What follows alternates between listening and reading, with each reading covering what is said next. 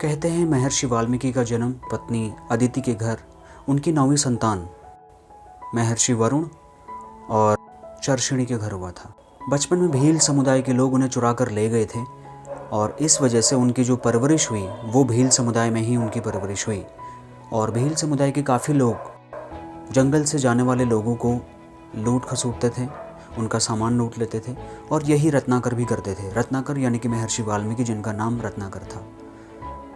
एक बार जब जंगल से महर्षि नारद कहीं जा रहे थे तो रत्नाकर ने उन्हें रोका और उन्हें लूटने की कोशिश की। तो महर्षि नारद ने उनसे पूछा कि आप ये जो काम कर रहे हो क्या इसके लिए आपके परिवार वाले इसका फल भोगने के लिए जिम्मेदार हैं?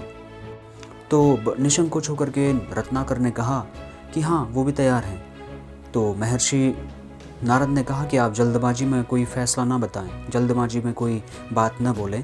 आप एक काम करें, अपने घर वालों से पूछ के आएँ कि आप जो ये कृत्य कर रहे हैं क्या इसका फल, क्या इसके दुष्परिणाम आपके परिवार वाले भुगतने के लिए तैयार हैं आपके साथ साथ। तो ये सुन के रत्नाकर घर भागा और घर वालों से जब उसने पूछा मेरे जो गलत कार्यों का फल होगा क्या वो आप लोग भी भुगतने के लिए तैयार हैं, तो उनके घर वालों ने मना कर दिया और ये बोला कि आप अपने कर्मों का फल स्वयं भोगेंगे।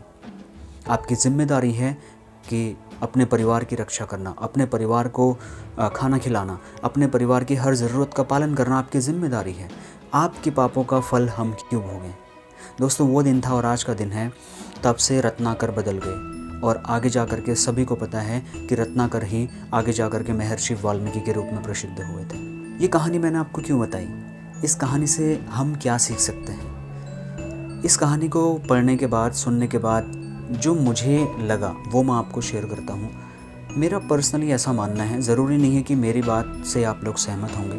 मेरा ऐसा मानना है कि हम आम जीवन में रत्नाकर तो नहीं हैं, लेकिन हाँ, कहीं ना कहीं जाने अनजाने हम भी वही सारी गलतियाँ कर रहे हैं जिसका समय आने पर हमारी गलतियों का हर्जाना हमारे परिवार को भुगतना पड़ सकता है। मैं सीधा सा बोलता हूँ, आप आज की डेट में जो भी पैसा कमा रहे हैं, अगर आपने उसका बचत नहीं किया, मैंने पहले भी अपनी वीडियोस में बोला है कि पूंजी वो नहीं है जो आप कमा रहे हैं, पूंजी वो है जो आप बचा रहे हैं। तो कहीं ना कहीं हम वो गलती कर रहे हैं जो रत्नाकर ने अपने समय में की थी और आज के समय में हम शायद वो गलती कर रहे हैं कि हम पैसा नहीं बचा रहे हैं, हम बस कमाए जा रहे हैं और खर्च करे जा रहे हैं। हम सिर्फ वर्तमान में जी रहे हैं, जबकि हमको भूतकाल से भी सीख लेनी चाहिए और भविष्य काल के लिए अपनी तैयारी करनी चाहिए। क्योंकि अगर हम आज बचत नहीं करेंगे तो कल की डेट में हमारे इस कृत्य का जो फल है वो हमारे परिवार को बहुत बड़ी कीमत चुका करके उनको बहुत बड़ा नुकसान उठाना पड़ सकता है। इसलिए महर्षि वाल्मीकि जयंती की शुभकामनाओं के साथ मैं आप सभी लोगों को यही संदेश देना चाहूँगा कि आप जो भी कमाते हैं कम से कम 20 से 30% उसका बचत करें, जो आपके परिवार के लिए, जो आपके लिए, आपके बुढ़ापे के लिए जो बहुत बड़ा मील का पत्थर साबित हो सकता है और ज़रूरत पड़ने पर वो आपका पैसा आपके काम आ सकता है।